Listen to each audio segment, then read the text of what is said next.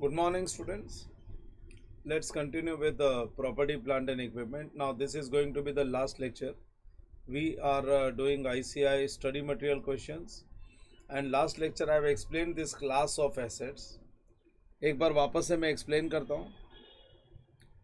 Answer तो तुम यहीं से पढ़ लेना. मैं खाली एक चार्ट बना के दे देता हूँ तुमको क्लास ऑफ एसेट्स का. An entity has the following items of property, plant and equipment. मैंने बताया है तुम क्लास ऑफ एसेट्स कौन से बेसिस पे डिसाइड करोगे. इसी एक जजमेंटल इशू है. ये एक जजमेंट है एंड तुमको अपने जजमेंट के बेसिस पे different types of assets classify करने होते हैं. पर ये जजमेंट तीन चीज़ों पे डिपेंडेंट है. Nature, usage that is function. मैंने से फंक्शन का मतलब हो गया यूसेज, यूटिलिटी.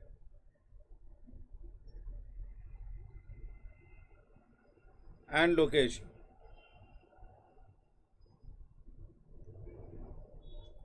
ये प्लस कंडीशन नहीं है कि तीनों के तीनों कंडीशन सेटिस्फाई होने चाहिए. ये तीन बेसिस है on what these are the three basis on which we decide different class of assets. जैसे पहले property A, a vacant plot of land. ये सारे ना प्रॉपर्टीज है.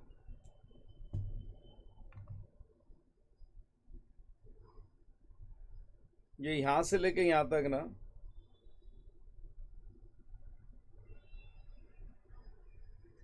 यहां से लेके यहां तक, ये इनके पास सारे प्रॉपर्टीज है. That is land and building.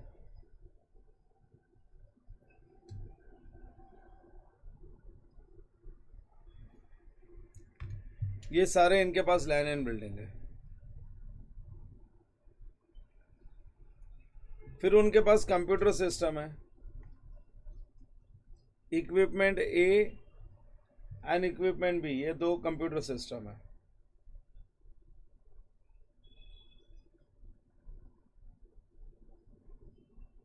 Equipment A and equipment B,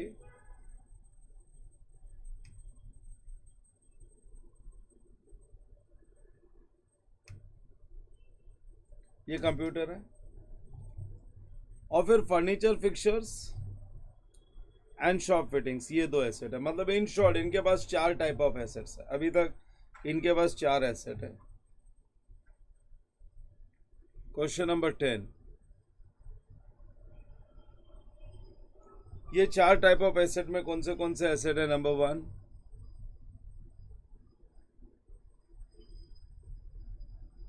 land and building. लेकिन लैंड एंड बिल्डिंग जैसे मैंने लास्ट लेक्चर में एक्सप्लेन किया था, depending on the nature of asset.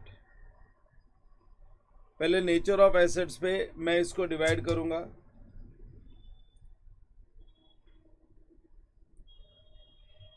Land without building,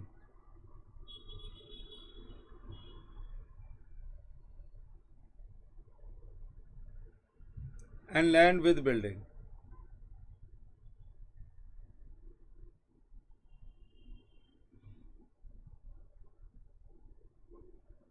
land without building and land with building. Let me complete this chart, फिर तुम लोग copy करना. Land without building and with building.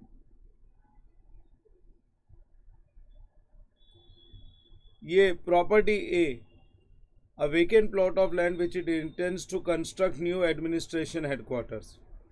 आज नहीं, future में वो एडमिनिस्ट्रेटिव हेडक्वार्टर्स बनाने वाले हैं. और प्रॉपर्टी भी a plot of land that it operates as a landfill site. So इसमें प्रॉपर्टी ए एंड बी है.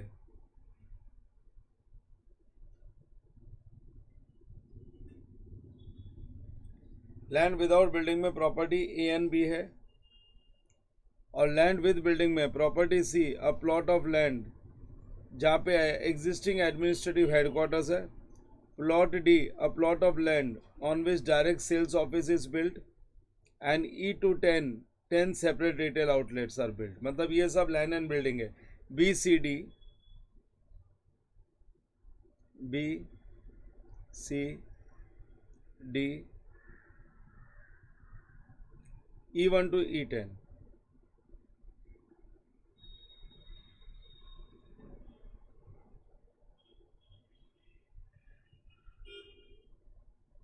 E1 to E10. ये आ गया land and building without, land without building and with building.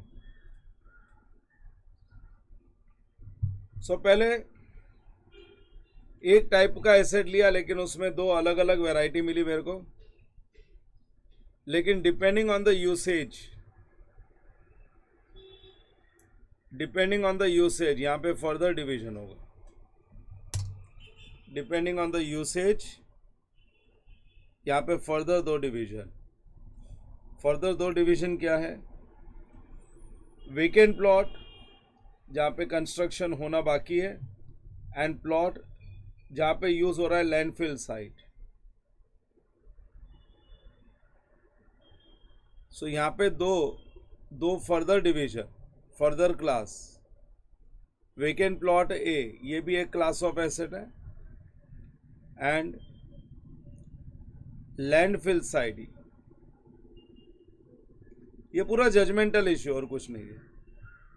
This is separate class of assets.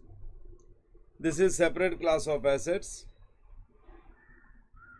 And regarding the other items, plot on which administrative office is built, location usage अलग होगा. Administrative office का मतलब हो गया office building. Office building में जो काम होता है, फंक्शन होता है, वो अलग होता है. और ये जो सेल्स वाली बिल्डिंग है, इनमें फंक्शन अलग है. और ये जो 10 रिटेल आउटलेट्स है, ये भी तो सेल्स के लिए ही है. तो प्रॉपर्टी डी, E1 और E10 को साथ में ले सकता हूँ और C को अलग कर सकता हूँ. तो यहाँ पे मैं प्रॉपर्टी B किसके लिए यूज हो रही है? नहीं, प्रॉपर्टी B तो यहाँ पे नहीं लेना चाहिए था ना, ये गलती से लिख दिया मैंने इधर. प्रॉपर्टी A एंड B तो फर्स्ट साइड में, ये साइड में तो C और D है. तो यहाँ पे फर्दर दो division.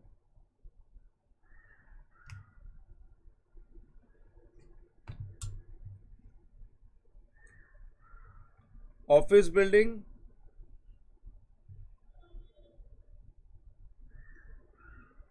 C,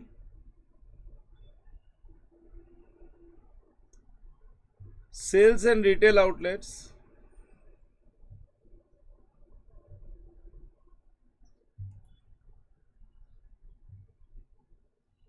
D, E1 to E10. ये लो, ये सबसे पहला चार्ट कॉपी कर लो तुम लोग. Copy this chart.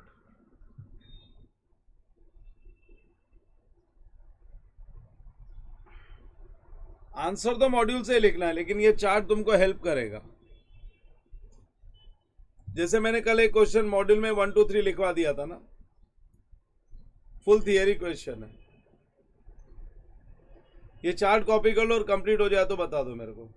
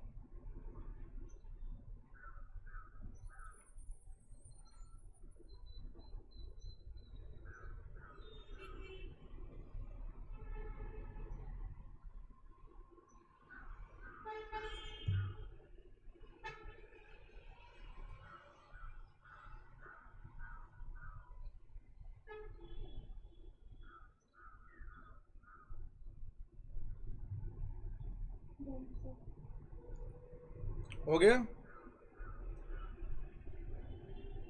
तो मेरे पास कितने क्लास ऑफ एसेट्स मिले? मेरे को कितने क्लास ऑफ एसेट्स मिले under land and building itself? A, B, 2, 3, 4 division हो गए ना.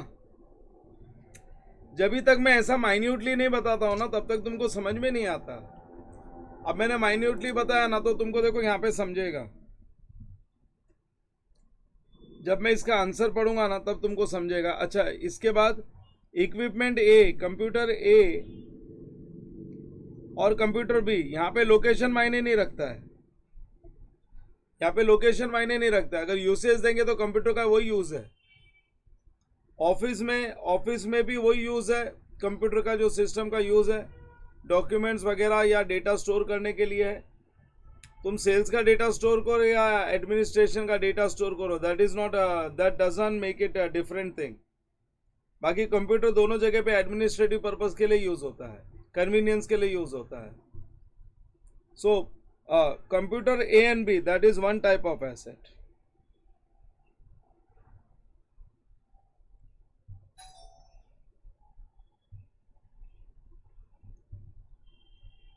Computer equipment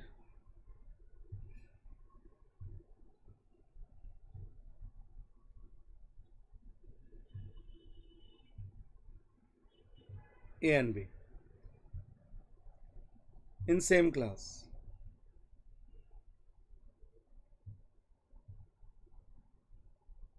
Yeah, is one class of asset.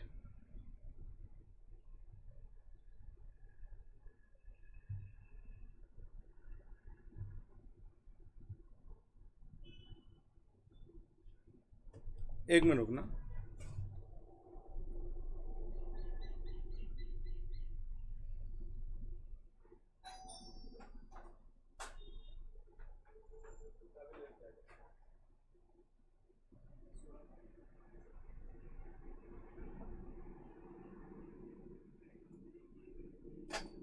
Computer A and B is one class of asset.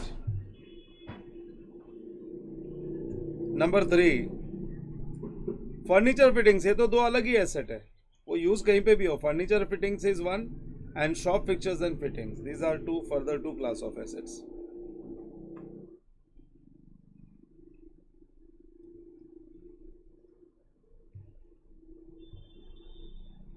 Furniture and fittings दो अलग अलग type of assets ही है। Shop fixtures and fittings ये same asset नहीं है।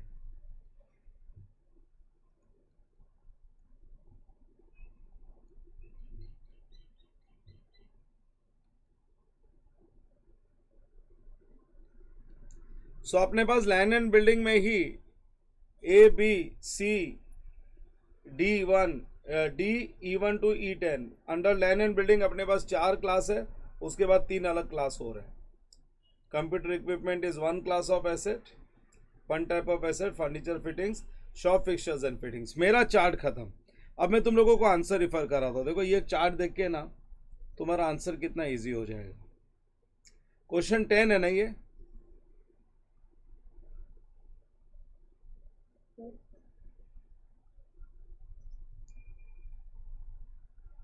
देख लो। To answer this question one must make a material judgement. ये जजमेंटल इशू है, material judgement. A class of asset is defined as a group of assets of similar nature and use in an entity's operation. Nature and usage बोला हुआ, इन्होंने location नहीं बोला, but location भी मायने रखता है। The nature of land without building is different to nature of land with building. तो पहले इन्होंने ए और बी को विदाउट बिल्डिंग को अलग कर दिया, with CD E1 to E10 बोला ये क्लास ऑफ एसेट और ये अलग क्लास ऑफ एसेट्स है। फिर आगे consequently land without a building is a separate class of asset from land with building. देख लो, बोल दिया ना। Furthermore the nature and use of land operated as landfill site is different from vacant land. वापस से ए और B को भी अलग कर दिया, ए और बी को भी अलग कर दिया।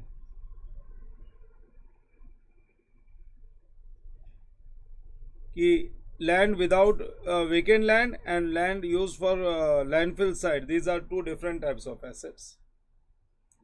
Hence entity should disclose property A separately, A और B दोनों को separately show करना चाहिए।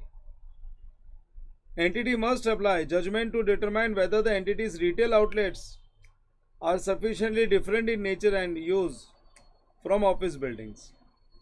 फिर इसमें ऑफिस बिल्डिंग्स, सी एक टाइप ऑफ ये ऑफिस बिल्डिंग है, ये अलग हो गया, and thus constitute a separate class of land and building. और बाकी ये जो सब है रिटेल आउटलेट्स है, sales building and retail outlets, ये एक टाइप ऑफ एसेट्स हो गया। देख लो यहाँ तक इन्होंने लैंड एंड बिल्डिंग का डिस्कशन किया, वही जो मैंने डिवीजन करके दिया है वही उन्होंने लिख दिया, बट बहुत ज़्यादा क्लैरिटी में नहीं लिखा था, बट डिवीजन के बाद में ये स्टेटमेंट्स भी क्लियरली समझते हैं हमने। The computer equipment is integrated across organisation and would probably be classified as a single separate class of asset. ये लो computer equipment single class of asset से, इसमें इक्विपमेंट ए एंड बी दोनों आ गए, ए एंड बी दोनों आ गए इसमें। फिर आगे furniture and fittings use for administrative purpose could be sufficiently different to shop fixtures and fittings in retail outlets to be classified into two class of assets. So देख लो furniture fittings and shop fixtures and fittings, ये दो class of assets है, these are two different class of assets. So what I have explained exactly the same thing, बस उसको उन्होंने खाली proper एक आंसर के फॉर्म में लिख दिया है। तो वो चार्ट के बाद में जब ये आंसर करोगे ना तो तुमको ज़्यादा अच्छा समझेगा, ठीक है। सो refer answer from module.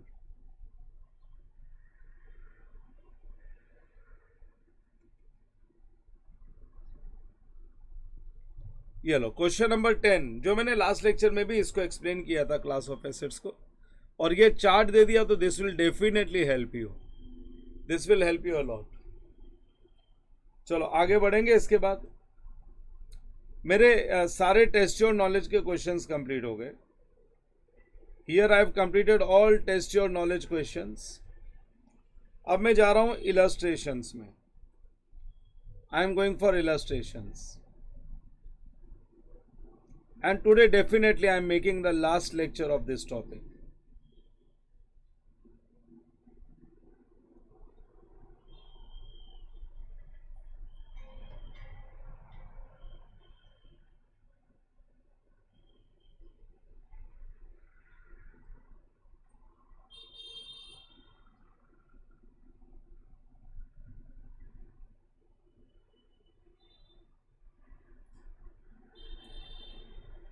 Illustration में बाकी तो सब कर चुके, जो मेरे को करने जैसा एक क्वेश्चन लग रहा है ना, और तो हम लोग सब कुछ कवर कर चुके, तुमको कोई कहीं पे तकलीफ नहीं आनी है।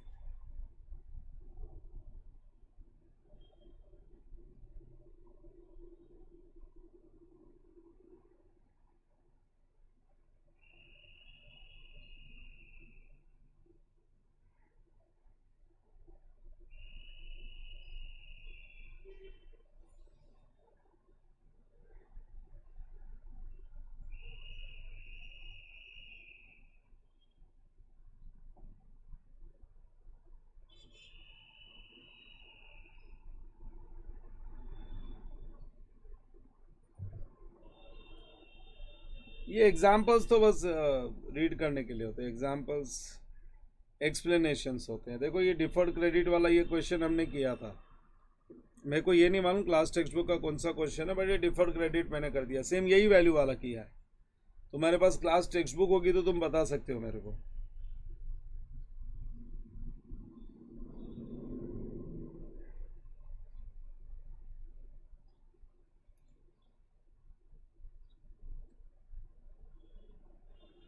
फिर उसके बाद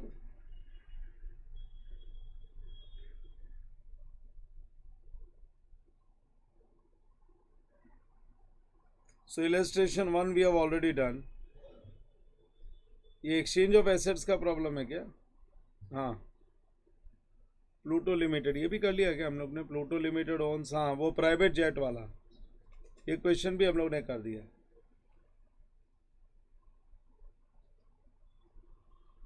land and building with private jet, exchange of asset का यही क्वेश्चन तो किया है मैंने, same question, even this question is done.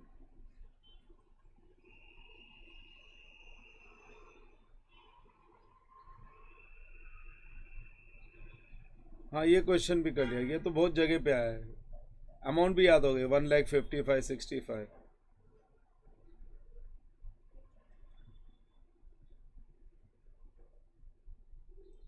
Venus limited, ये वाला क्वेश्चन कर दिया मैंने, वो क्लास ऑफ एसेट्स के लिए।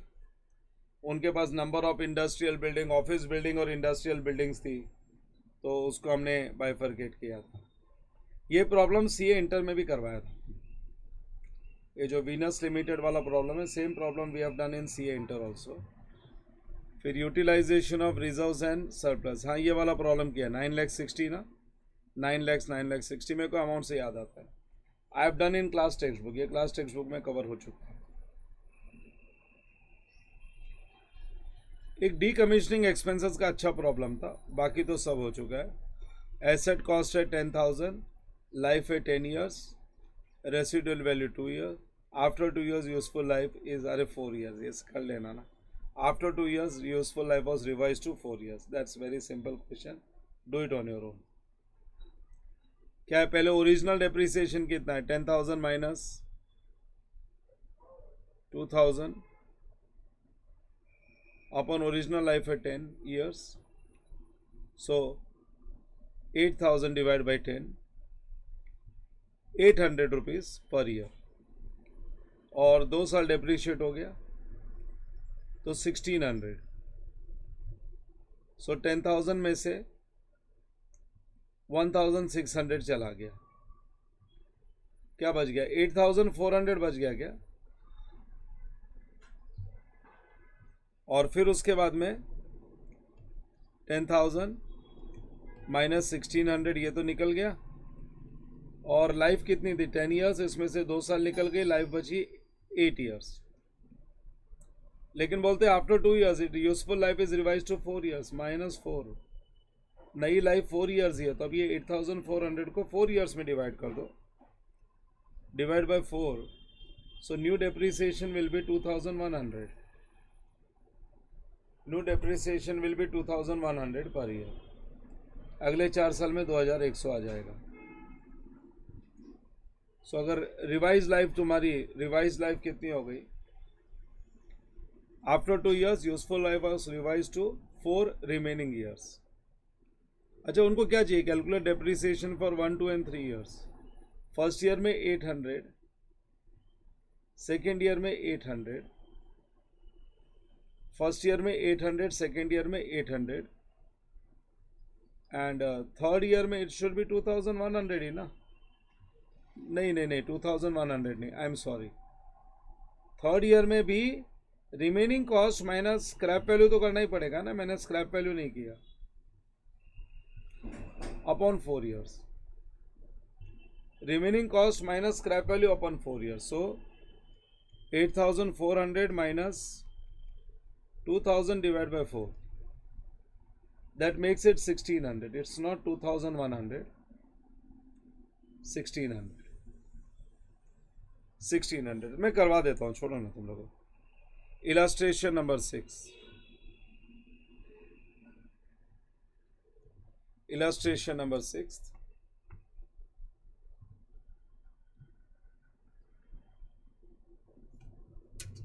Change in useful life.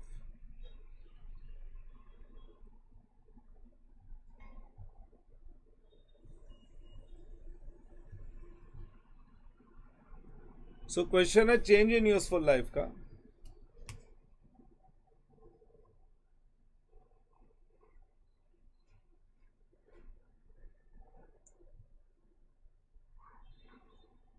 एक 4 लाइन की टेबल बना लो,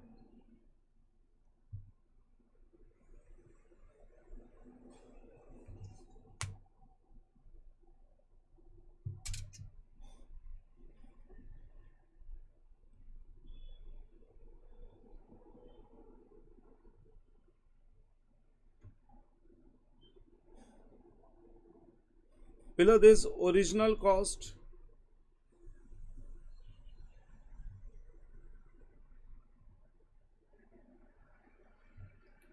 $10,000,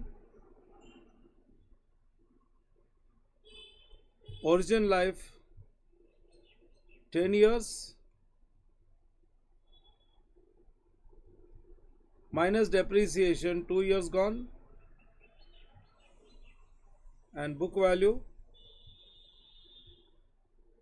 WDV after 2 years. सो 8 ईयर्स की क्या वैल्यू बची हुई है? Amount of depreciation original estimate के हिसाब से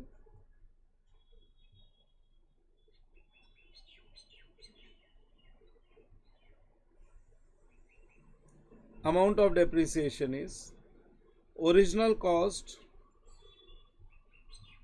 minus scrap value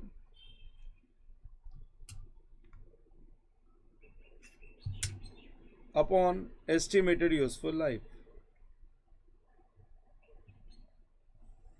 So that gives us rupees 800 per year. अपने को 2 साल का चाहिए,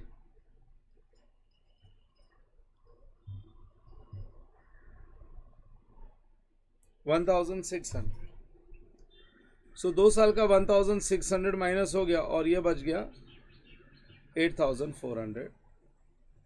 बट अब लाइफ क्या है ना, 8 ईयर्स नहीं बची ना, life is reduced by 4 years. Value तो वही है लेकिन लाइफ रिवाइज्ड होके 4 ईयर्स हो गई. So new amount of depreciation, new amount of depreciation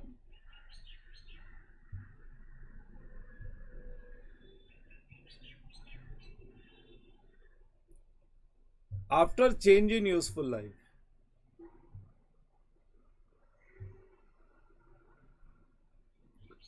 New amount of depreciation after change in useful life.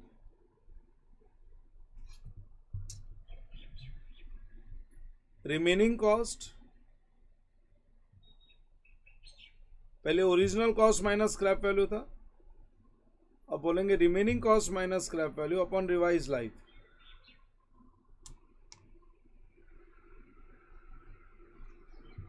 Upon revise life.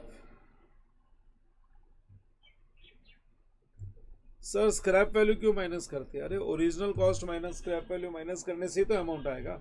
आज अगर remaining cost minus scrap value करूं मैं, रिमेनिंग कॉस्ट क्या है 8,400 minus scrap value 2,000 और divide by original life करूँ ना, तो ओरिजिनल लाइफ अभी 8 ईयर्स बची है ना, तो देखो 800 रुपये आएगा ना तुमको. 8,400 माइनस स्क्रैप वैल्यू. अगर 800 रुपया चाहिए पुराना वाला हर साल का, तो 2,000 रुपया माइनस करके डिवाइड बाय 8 करो. Remaining cost minus scrap value से ही 800 आएगा. सो रिमेनिंग कॉस्ट है 8,400 माइनस 2,000 का है स्क्रैप वैल्यू. और अब लाइफ जो है 8 ईयर्स नहीं, लाइफ हो गई 4 years. So that makes it 1,600 per year.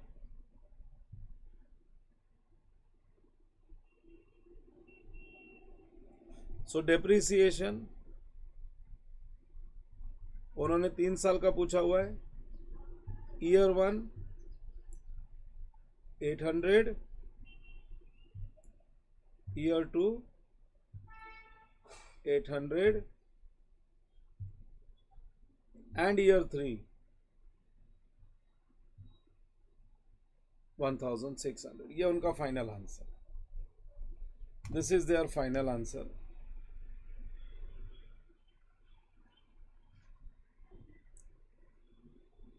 अरे 2 मार्क 3 मार्क के लिए कभी कभी ये लॉलीपॉप भी दे देते हैं.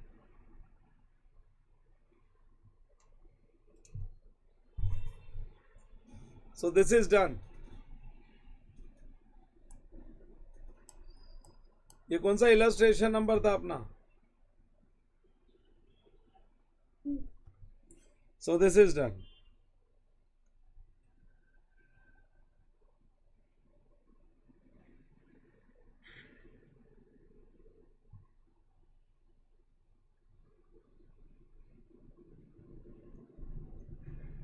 Entity acquired 3 years ago an asset at a cost of 5 million. Depreciation method adopted for asset 10% reducing balance method. At the end of year 3, entity estimates that remaining useful life of asset is 8 years and determines to adopt straight line method to reflect the revised estimated pattern of recovery of economic benefits. हाँ, तो that's very simple. Eight the end of 3 years, पहले क्या था, पहले reducing balance method use कर रहे थे. Question number 7।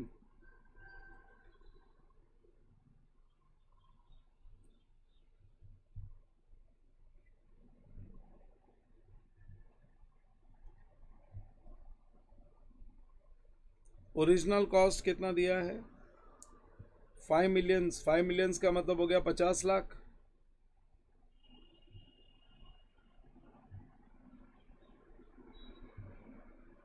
और कितना 3 साल डेप्रीशिएट किया? 10% रिड्यूसिंग बैलेंस मेथड से। सो माइनस डेप्रीसिएशन 3 साल किया तो -10%, -10% और -10%, 3 बार कर दो तो अपने को 3 साल के बाद की बुक वैल्यू मिल जाएगी। Book value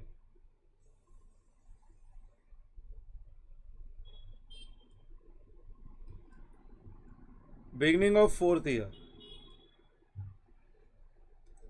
beginning of 4th year 50 lakhs -10%, 5 lakh गया, 45 lakhs बचा, -10%, 4 लाख 50 गया और 40 लाख 50 गया, -10%, 4 लाख 5,000 गया और बचा 36 lakhs 45,000।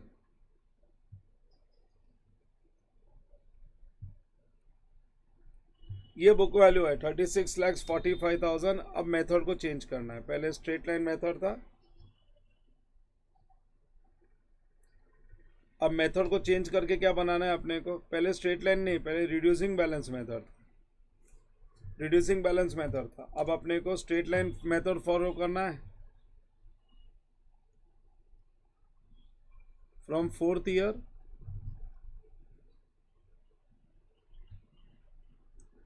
method of depreciation changed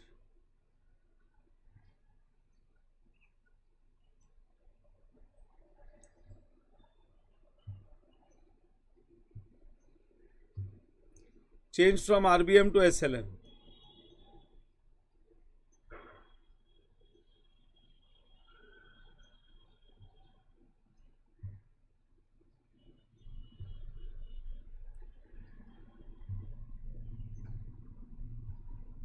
with 8 years life, 8 years बताया ना।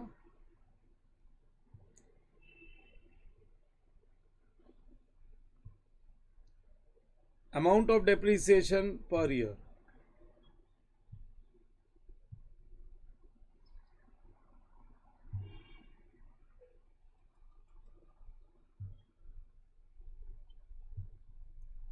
will be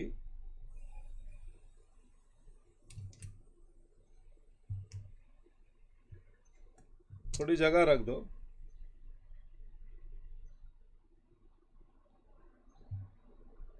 cost minus scrap value तो कुछ है नहीं, divide by useful life, 4,55,625।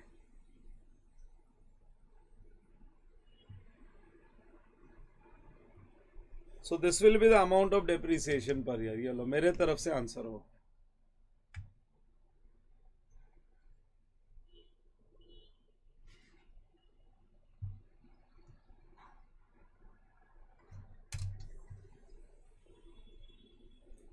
So from my side this answer is done। Illustration number 7।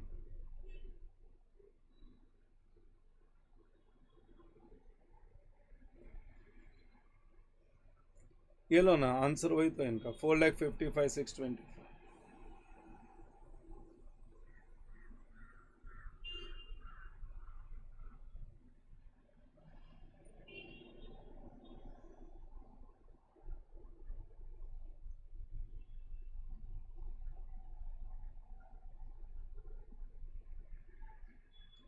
ये एमएस लिमिटेड हमने कर लिया, याद है 45 lakhs 1 crore, 1 crore का 2 डिवीजन था। ये 45 lakhs की प्रेजेंट वैल्यू निकाली, एक कंपोनेंट बनाया, बैलेंसिंग फिगर दूसरा। फर्स्ट क्वेश्चन जो मैंने करवाया था वो यही कराया था अपने क्लास टेक्स्ट बुक का। जो एक्स्ट्रा क्वेश्चन थे ना, क्वेश्चन नंबर 14 है ये, क्लास टेक्स्ट बुक का. So this we have already done. Discounting किया था, एज्यूम करने बोला था, मैंने एज्यूम करने बोला था, यहाँ सब जगह पे दे रखा है.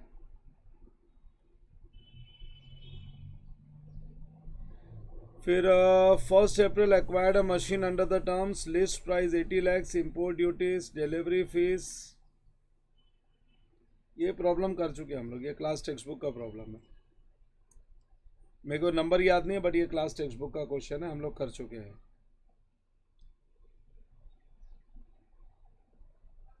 Question number 10. हाँ, ये तो बड़ा वाला क्वेश्चन जिसमें आईसीआई की मिस्टेक है बोरोइंग कॉस्ट की. तुमको याद है ये वाला प्रॉब्लम मैंने करवाया था, बोरोइंग कॉस्ट की मिस्टेक है.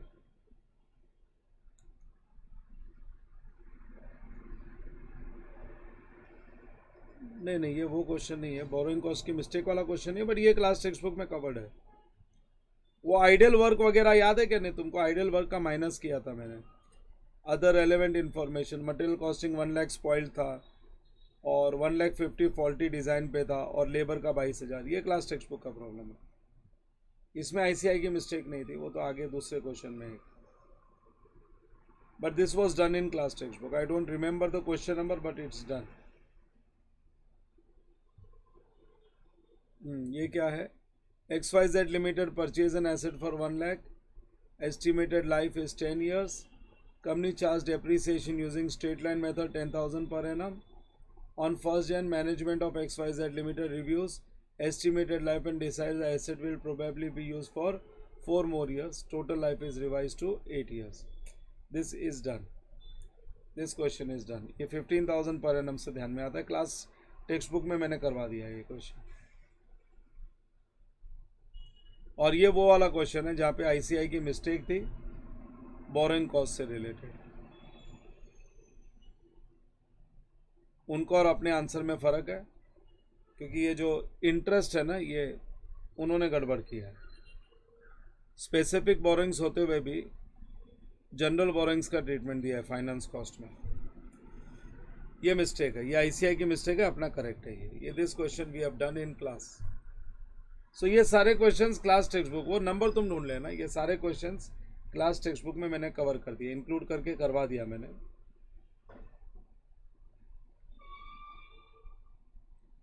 बस ये क्वेश्चन 13 ही एक है जो अपने को करना बाकी है. Rest all questions we have done. Only question 13 is remaining. बस ये क्वेश्चन करेंगे and the end the topic will get over. Illustration number 13. It's a very good question, बहुत ही अच्छा क्वेश्चन है. यही एक प्रॉब्लम जो है बाकी है अपना. H Limited purchased an item of property, plant and equipment costing 100 millions. So 1 crore का है, which has useful life of 10 years. अगर 1 करोड़ का यूजफुल लाइफ ऑफ 10 years है तो हर साल 10 लाख रुपया, हर साल 1 million, दैट इज 10 लाख रुपया हम लोग इसमें से निकालेंगे. The entity has a contractual decommissioning site restoration obligation. हाँ, जब भी साइट वापस देंगे तो अपने को रेस्टोर करना पड़ेगा. मतलब कॉस्ट ऑफ रिमूवल आने वाले हैं estimated at 5 millions to be incurred at the end of 10th year. 10th year के एंड में 5 million 50 लाख रुपए लगने वाला है. एंड ऑफ द ईयर में, एंड ऑफ 10th ईयर में लगेगा. और डिस्काउंटिंग करना है 8% से. डिस्काउंटिंग अगर 8% से करना है तो 100 डिवाइड बाय 108. ये फर्स्ट ईयर का डिस्काउंट रेट हो गया. Second, third, fourth, fifth, 6, 7, 8, 9 and 10 into 5 millions. सो 2.315 ये प्रेजेंट वैल्यू है. ये प्रेजेंट वैल्यू अपने को कॉस्ट के साथ ऐड करना चाहिए at the time of initial recognition. फिर the company follow straight line method of depreciation and H limited follows cost model for accounting of property, plant and equipment. तो ये straight line method से depreciate होते जाएगा value 102.1315. Determine the carrying amount of PPE and decommissioning liability at the end of each year. ये तो 100 millions के साथ add हो जाएगा. और ये डेप्रिसिएशन होएगा एसएलएम से, और ये 2.1315 जो भी है, हर साल इसको अपने को 8% से बढ़ाना पड़ेगा 10 साल तक, सो दैट ये जो प्रोविजन की liability by passing in entry interest account debit to provision, so that वो हम अपनी लाइबिलिटी 10th ईयर तक अपनी लाइबिलिटी 5 मिलियंस की हो जाए. Determine the carrying amount of item of PPE and decommissioning liability at the end of each year. क्या बोला हुआ है? Carrying amount of item of PPE and decommissioning liability, ये दोनों अलग अलग वर्किंग बनेगी, लेकिन कुछ कंडीशंस डाले हैं. पहला कंडीशन है there is no change in expected decommissioning expenses. Decommissioning expenses उसमें कोई चेंज नहीं आएगा. Expected timing of incurring the decommissioning expenses and the discounting rate, ना तो उसके टाइमिंग में, ना अमाउंट में, एंड ना डिस्काउंट रेट में कोई चेंज नहीं आएगा. तो पहले केस ए डिसाइड करेंगे. केस ए में कोई चेंज आने वाला नहीं है. इनको 10 साल का पूरा कंप्लीट 10 ईयर्स का डेटा चाहिए. सो अपने को सबसे पहले इनिशियल रिकॉग्निशन, क्वेश्चन नंबर 13. एक मिनट, मेरे पास कितनी जगह है? काफ़ी है, मैं शुरू कर सकता हूँ यहाँ पे. Question number 13. पहले तो जब इनिशियल रिकॉग्निशन करेंगे तो इनिशियल रिकॉग्निशन में अपने को डीकमिशनिंग एक्सपेंसेस ऐड करना पड़ेगा. सो present value of decommissioning expenses जो है ना, जो present value of decommissioning expenses वो इनिशियल रिकॉग्निशन में अपने को ऐड करना पड़ता है. सो मेरा अगर एसेट का, मैं एसेट की इनिशियल रिकॉग्निशन करूं, सो लिखो यहाँ पे एट द टाइम ऑफ, नहीं, as per Ind AS 16, start this way, as per the provision of, as per the provisions of Ind AS 16,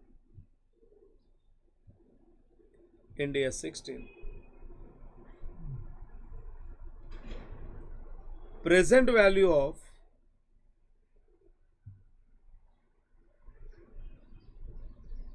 decommissioning expenses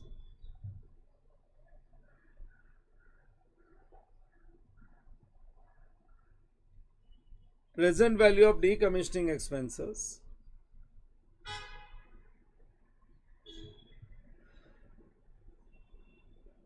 is added to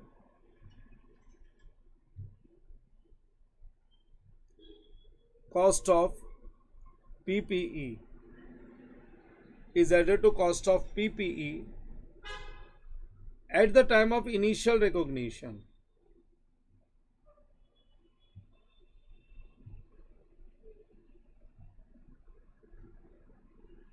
At the time of initial recognition,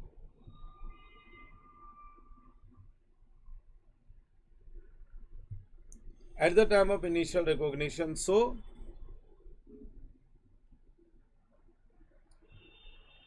cost of PPE will be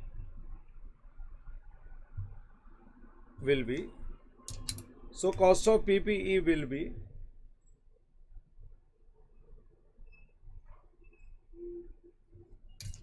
rupees in millions.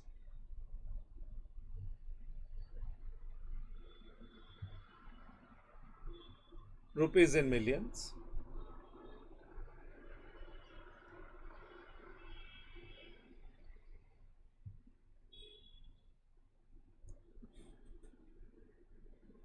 Original cost 100 million plus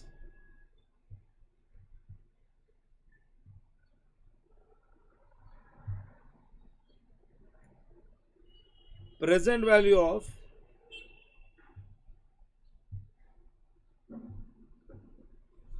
plus present value of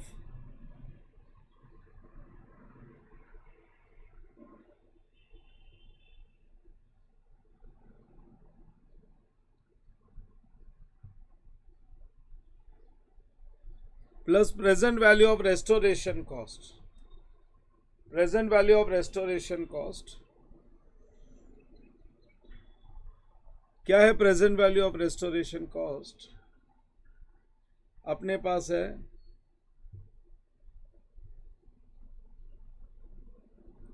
10 साल के बाद 5 millions लगने वाला है ना, 5 millions into 100 divide by 108, ये 1 साल का discounting, second, third, fourth, fifth, six, seven, 8, 9 and 10, सो 0.46, यही होगा 0.46।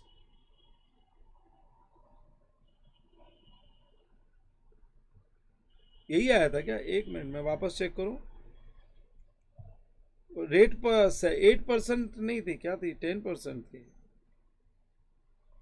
What was the rate given? हाँ, 8% ही डिस्काउंट रेट है ना। एक बार वापस करता हूँ। 100 डिवाइड बाय 108, ये हो गया 1 साल का discounting rate. Second year, third year, fourth year, fifth year, six, seven, 8, 9 and 10 बराबर है 0.4632। So present value of restoration cost 0.4632।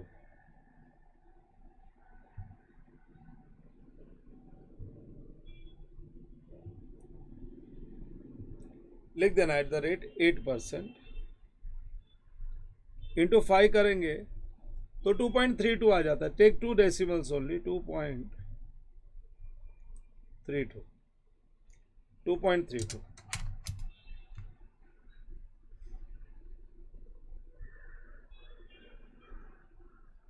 इसके बाद में पार्ट ए ऑफ आंसर चालू होएगा। एक बार हम लोग एसेट का कॉस्ट निकाल लेते हैं ना।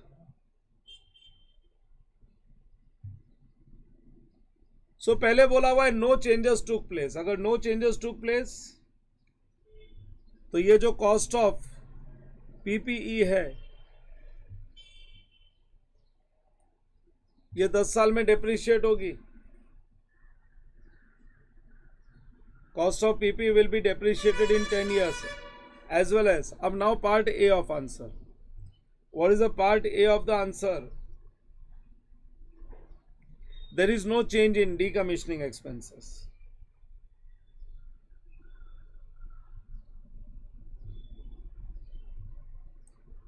There is no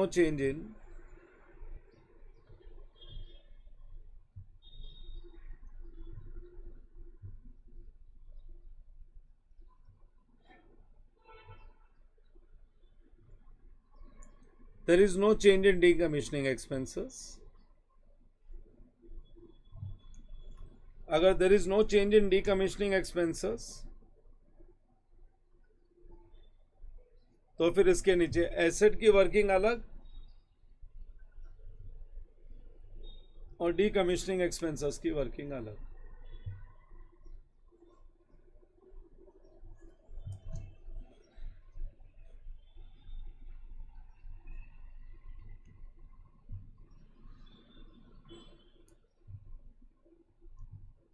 carrying amount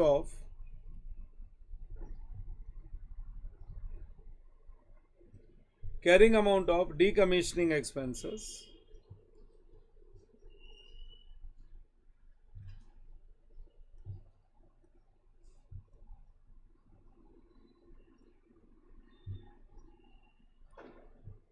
per year. एकदम स्टार्ट से लिखो, फर्स्ट लाइन पर्टिकुलर्स के लिए रख दो। मेरे को 10 साल की वर्किंग दिखानी है। एक मिनट मेरे को लिखने दो, मैं ट्राई कर रहा हूं इसी में एडजस्ट करने के लिए। ओपनिंग बैलेंस प्लस इंटरेस्ट, मैंने पर्टिकुलर्स जितना छोटा हो सकता है उतना छोटा बना लिया, is equal to closing balance. Because मेरे को 10 कॉलम्स चाहिए। डीकमीशनिंग एक्सपेंसेस के मेरे को टोटल 10 कॉलम्स चाहिए। 10 साल का है ना। 1, 2, 3, 4, 5 6 7 8 9 एंड 10। ये लो, ये मेरे 10 साल के 10 कॉलम्स बन गए। मेरे 10 कॉलम्स बन गए। This is year 1, year 2, year 3, year 4, year 5 6 7 8 9 and 10। ये मेरे 10 साल रेडी हो गए।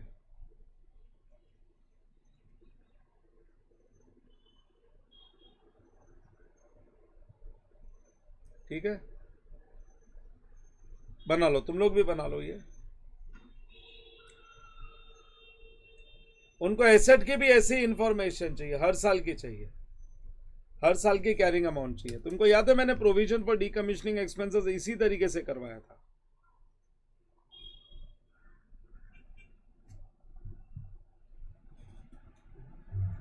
और प्रेजेंट वैल्यू 2.32 है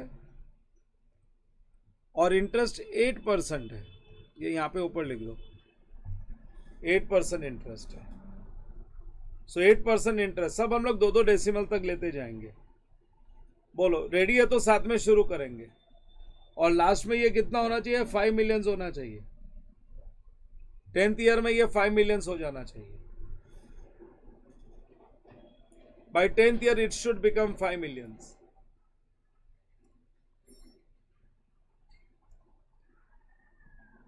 रेडी है क्या सबका?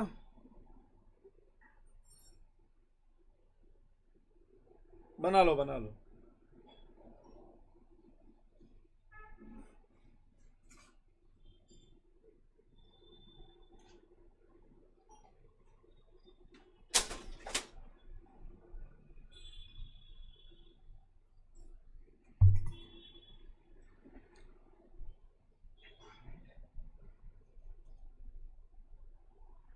हाँ बोलो बच्चों, आर यू ऑल रेडी?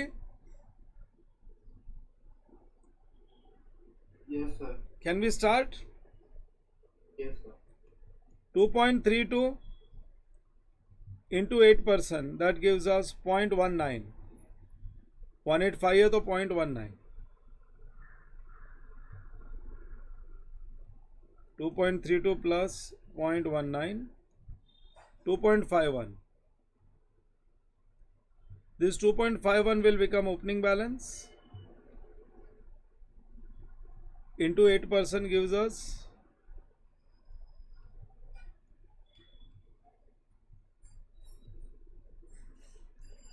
0.504। तो 0.504 है तो पॉइंट, ये बराबर नहीं आया क्या? No, sir. 2.51 51 ही था ना? हाँ, sir.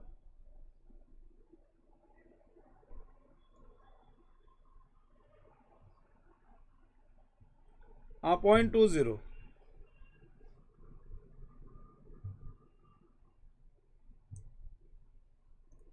कितना आ गया? 2.71।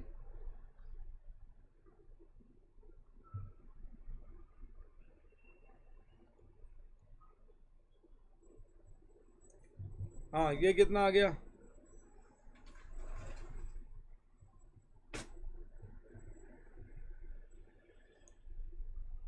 0.22 आ गया क्या? Yes, sir. 2.93।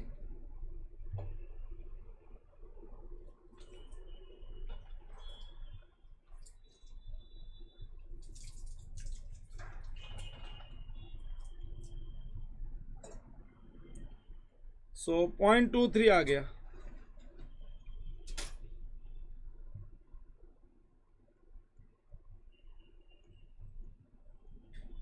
3.16। 3.16।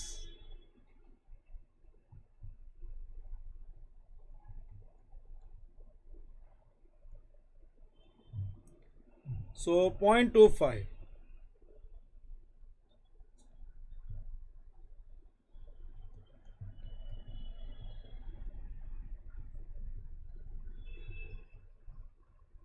3.41.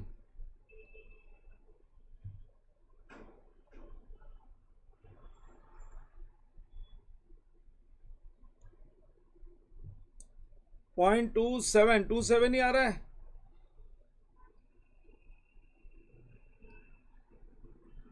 3.68.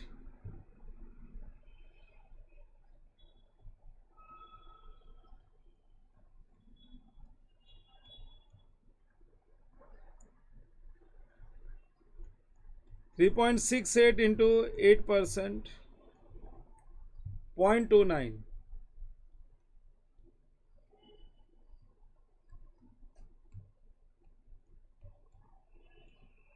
3.97.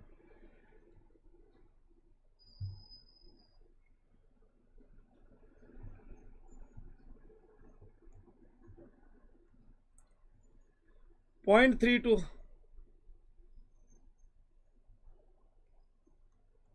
3.97 plus 0.32. 4.29.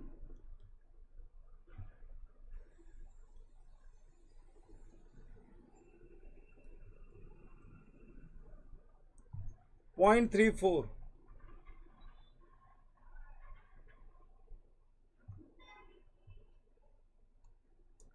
4.29 plus 0.34, that gives us 4.63,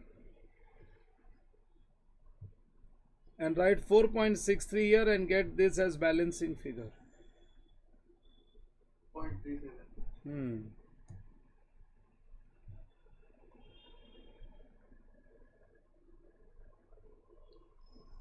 उनको चाहिए था when there is no change in decommissioning expenses, तो carrying amount of decommissioning expenses दे दिया.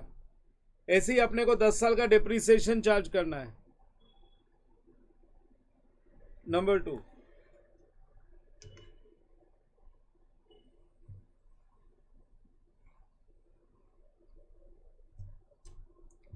carrying amount of PPE.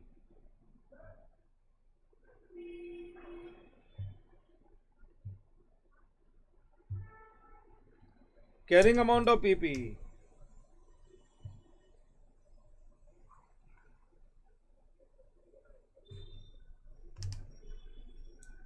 इसमें भी उसी तरीके से आएगा. Opening balance minus depreciation and closing balance.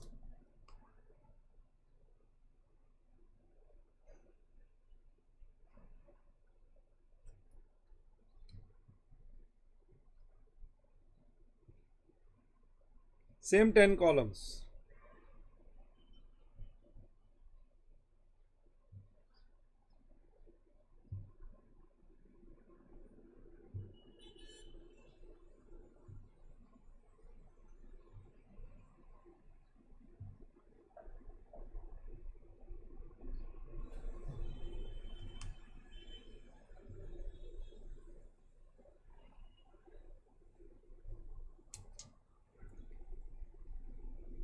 First year, second year, third year, fourth, fifth, sixth, seventh, eighth, ninth and 10th. और original cost अपने को देखो ऊपर आया था 103.2, ये देख लो ना.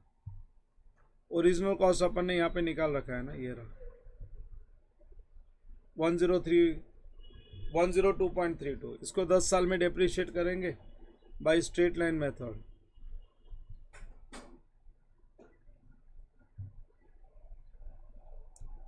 हाँ 102.32.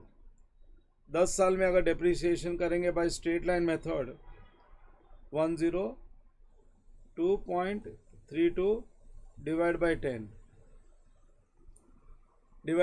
So 10.23 will be the amount of depreciation per year.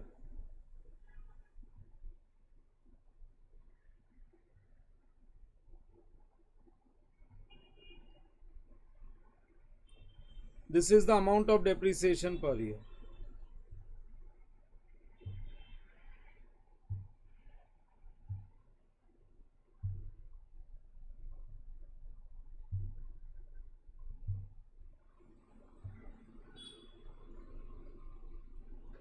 10.23. So 102.32 था ना, माइनस 10.23 फर्स्ट ईयर का, तो ये हो गया 92.09.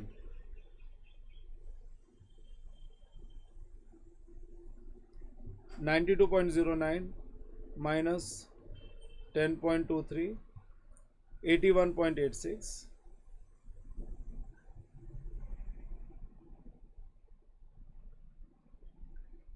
Minus 10.23 71.63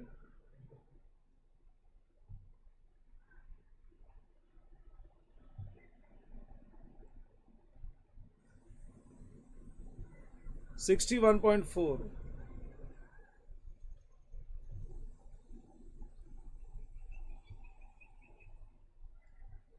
minus 10.23 51.17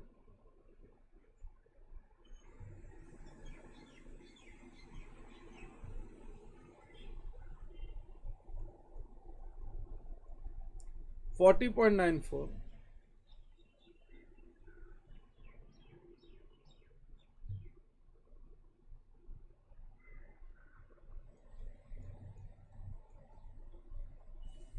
30.71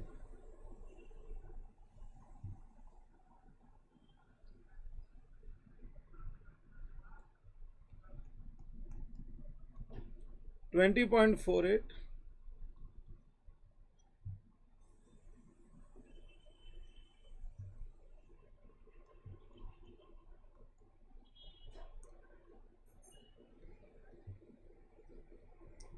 10.25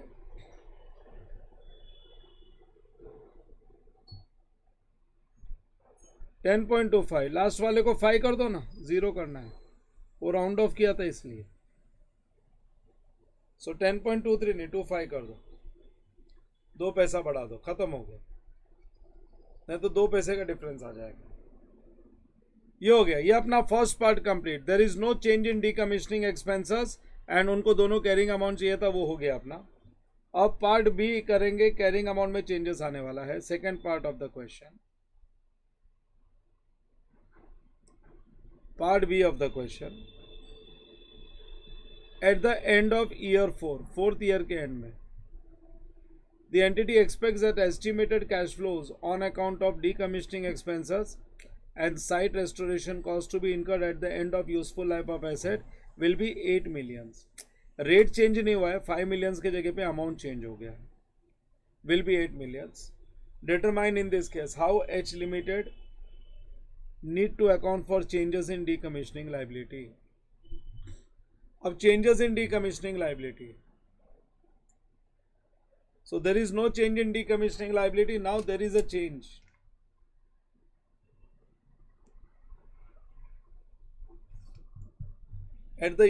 There is a change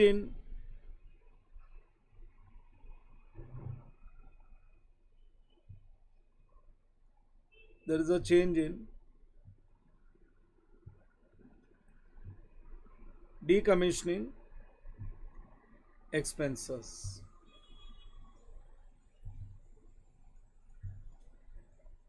At the end of, या at the end नहीं,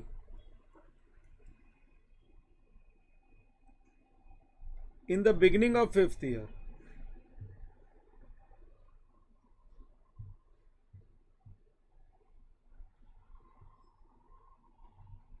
In the beginning of 5th year. अभी उसको हम लोग कैसे करते हैं मालूम है ना. सबसे पहले present value of provision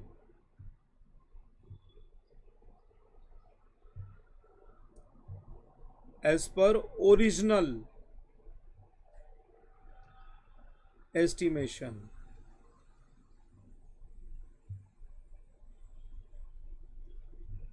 so beginning of 5th year में प्रेजेंट वैल्यू ऑफ प्रोविजन कितना था. ये 5th ईयर है, 5th ईयर के बिगनिंग में ये रह रहा 3.16. देख लो 5th ईयर के बिगनिंग में है 3.16. ये मिला ना 3.16, 3.16 बच्चों समझा?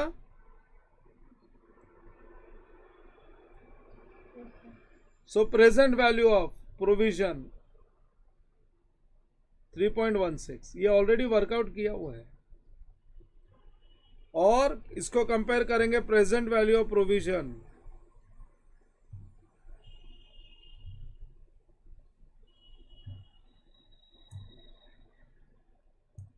as per revised estimate.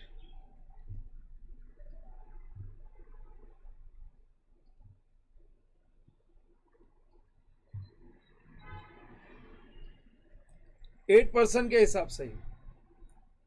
सो अभी 8 मिलियंस है ना, सो 100, एक मिनट पहले हमने कैसे किया था, मल्टीप्लाई डिस्काउंटिंग रेट लिख रखी थी ना, वही ले लेता हूं ना मैं। 8 क्योंकि रेट चेंज नहीं हुए, रेट तो यही है 0.4632 था। So instead of 5 millions now 8 millions into 4632 ही लिया था ना मैंने। मैं बिगनिंग ऑफ फर्स्ट ईयर में चला जाऊंगा 0.4632 और फिर 4 साल ऐड कर दूंगा, फिर प्लस 8% फर्स्ट ईयर का, प्लस 8% सेकेंड ईयर का, प्लस 8% थर्ड ईयर का, एंड प्लस 8% फोर्थ ईयर का। तो हम लोग बिगिनिंग ऑफ फिफ्थ ईयर में फॉल करेंगे। सो 8 इंटू 0.4632, ये प्रेजेंट वैल्यू आ गई, प्लस 8% प्लस 8% 2 साल, प्लस 8% 3 साल, प्लस 8% 4 साल। 4 साल देख लो, ये लाइबिलिटी आती है क्या? तुम लोगों को चेक करके देख लो। 5.04। सो लाइबिलिटी इंक्रीज, प्रोविजन इंक्रीज। अगर इंक्रीज होता है तो फिफ्थ ईयर के बिगिनिंग में प्रॉपर्टी प्लांट एंड इक्विपमेंट में उतना अमाउंट ऐड होगा और प्रोविजन में भी ऐड हो जाएगा। So difference, what is the difference? Increase in provision.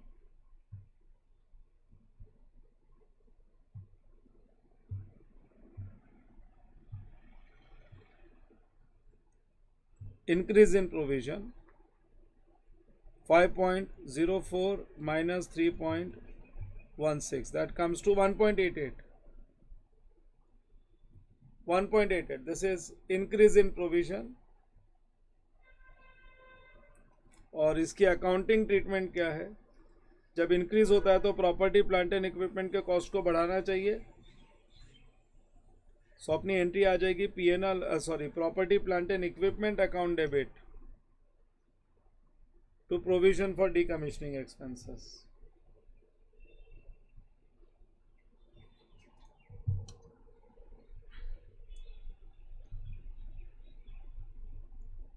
Accounting treatment ये सब बिगिनिंग ऑफ फिफ्थ ईयर में हो रहा है।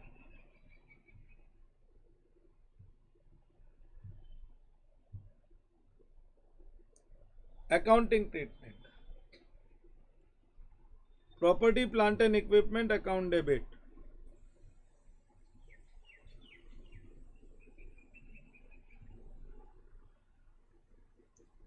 $1.88 to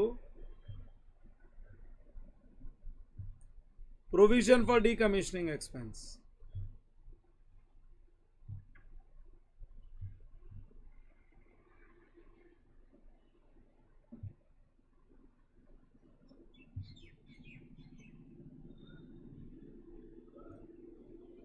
to provision for decommissioning expenses. और फिर फिफ्थ ईयर से लेके 10th ईयर तक, फिफ्थ ईयर से लेके 10th ईयर तक मैं वर्किंग और बना देता हूं।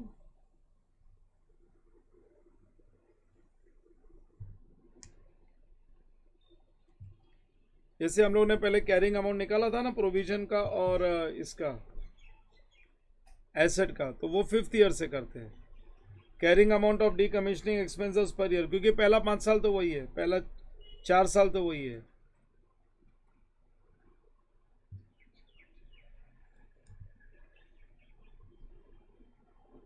Carrying amount of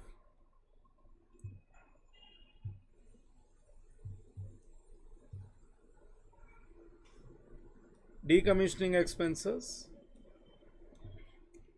carrying amount of decommissioning expenses,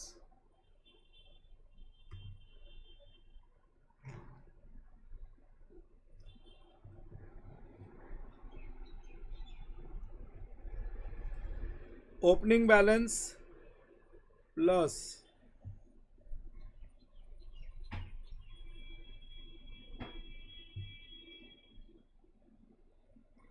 increase in liability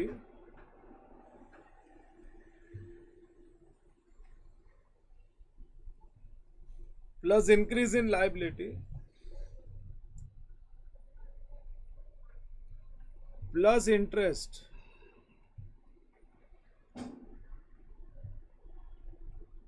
and we get closing balance. Interest के रेट में चेंज नहीं है, इंटरेस्ट वही 8% ही है।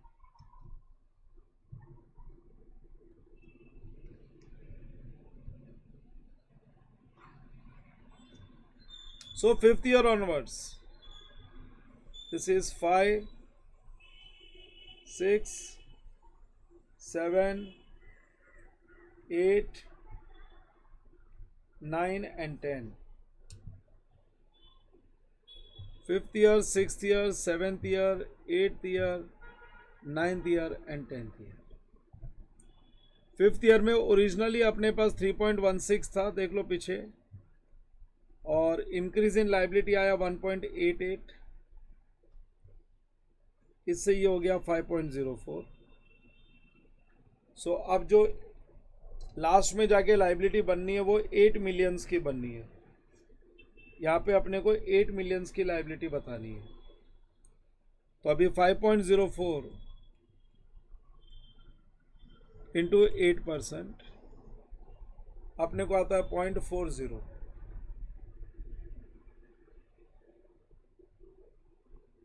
So 5.04 plus 0.40 gives us 5.44।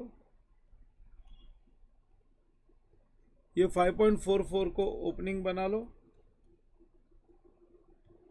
बस ये तो एक ही बार आएगा ना, बार बार थोड़ी आएगा। Into 8%, 0.44,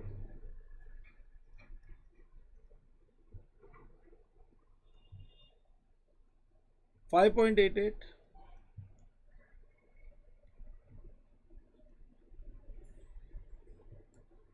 5.88 into 8%, 0.47,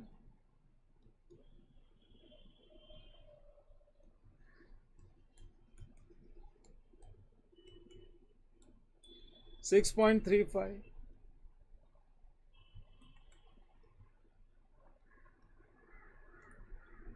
into 8%, 0.51,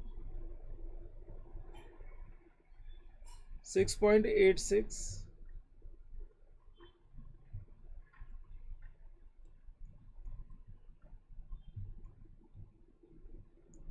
0.55, 6.86 plus 0.55, 7.41। अब बैलेंसिंग फिगर निकाल लो, -8 gives us 0.59।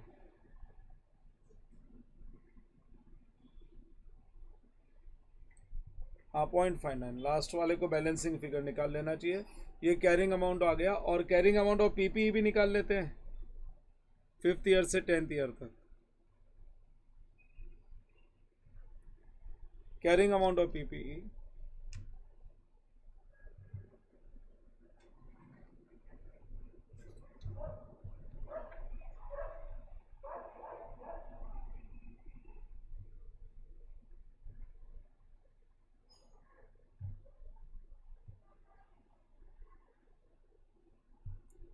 carrying amount of PPE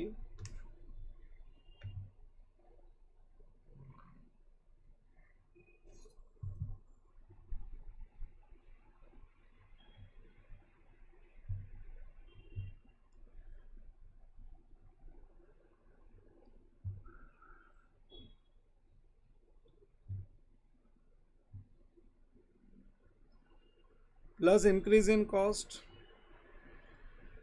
क्योंकि entry property plant and equipment account debit to provision लिखा है ना, तो increase in cost minus depreciation,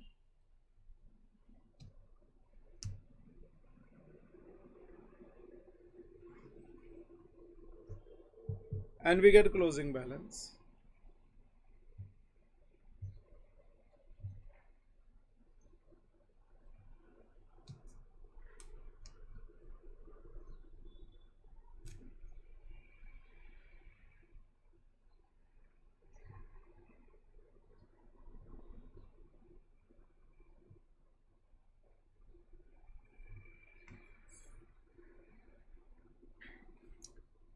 ये तुम साइज ऑफ क्वेश्चन पे मत जाओ, देखो पूरा कॉन्सेप्ट कवर हो रहा है इसमें। डीकमीशनिंग एक्सपेंसेस का एक बहुत ही अच्छा एग्जाम्पल मिला है जिसमें अपना पूरा कॉन्सेप्ट कवर हो रहा है।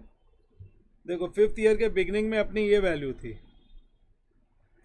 61.40, 61.40 ये ओपनिंग बैलेंस थी अपनी। हाँ, बस इससे आगे बढ़ते चलना है अपने को। 61.40 इसके साथ वो एडिशन होएगा ना, 5th ईयर के बिगिनिंग में 61.40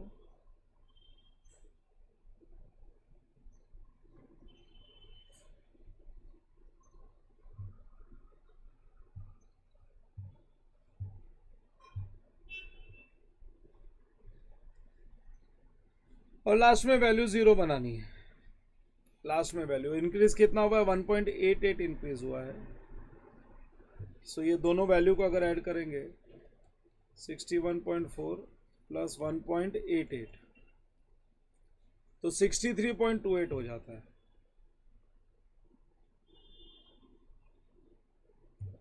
अब 63.28 को 1 2 3 4 5 6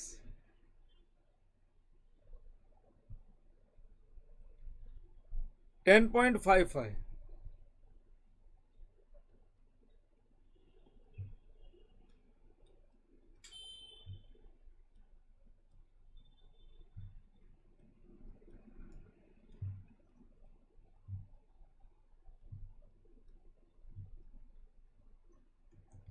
10.55 लास्ट वाले में जो भी थोड़ा वैल्यू 0 करने के लिए जितना बढ़ाना पड़ेगा कर लेंगे। तो 63.28 minus 10.55 gives us 52.68।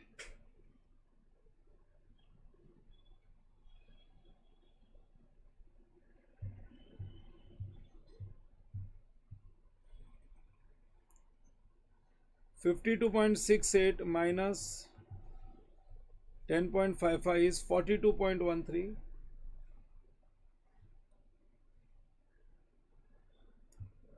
42.13 minus 10.55 31.58।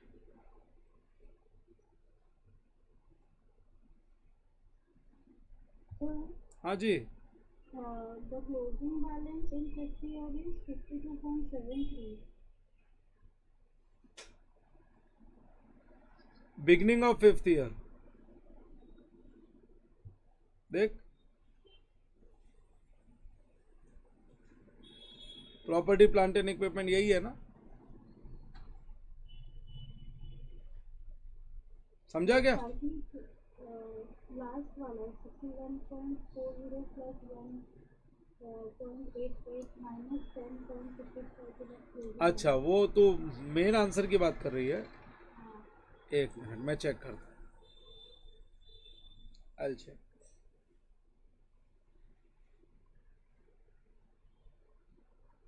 $63.28 minus 10.55 52 point कितना आया 73, मैंने कितना लिख दिया 68 लिख दिया। एक मिनट, तो सभी रॉन्ग हो गया फिर तो।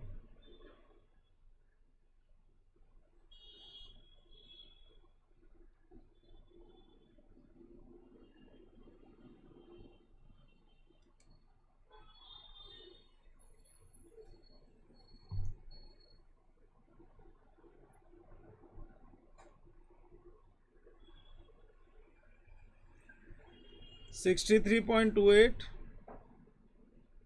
माइनस 10.55 कितना है? 52.73। Yes.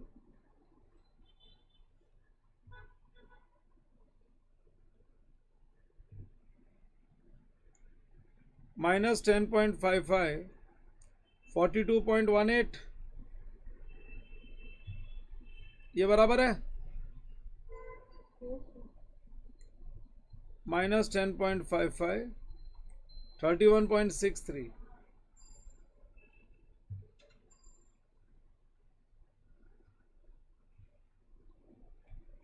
माइनस 10.55 21.08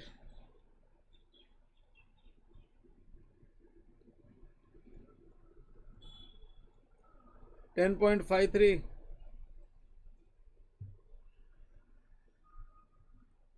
लास्ट ईयर में इसको 53 कर दो so that your answer become 0। ठीक है ना? सो ये लो, मैंने काम करके दे दिया तुम लोगों को। I have done this.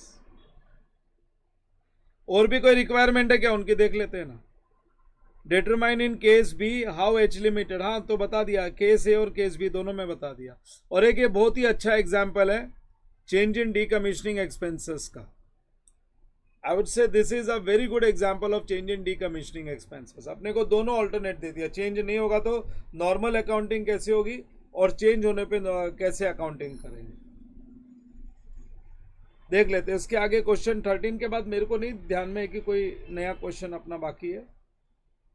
अब इनका प्रेजेंटेशन और अपना प्रेजेंटेशन अलग होता है। अपना प्रेजेंटेशन बहुत सिंप्लीफाइड होता है as compare to study material, that is always there.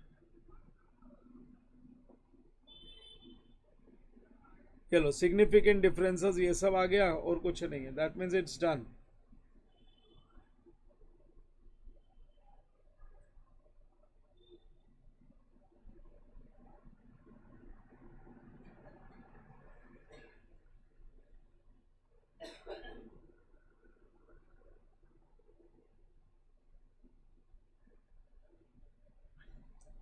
जो चेंजेस है ना उसमें देखो एक बार नजर घुमाते हैं। जो चेंजेस इन AS 16, इंडिया 16 और AS 10 में दो मेजर चेंज है।